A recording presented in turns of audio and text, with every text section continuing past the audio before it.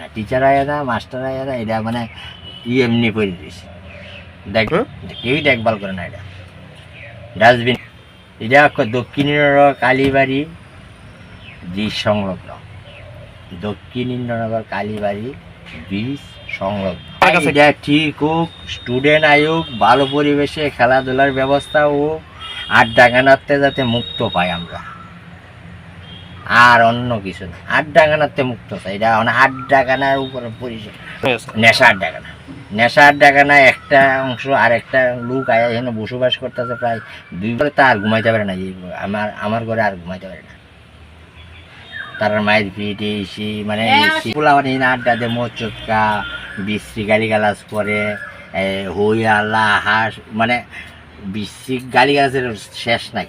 তো মেয়ে লোক আইলেই কমপ্লেন করে, এইরকম অবস্থা কি করা, আমরা কেমনে তা করে ভালো না।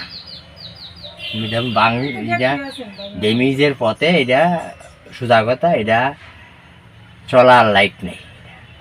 এটা প্রায় 7 বছর 8 বছর না, একবারে জিরো।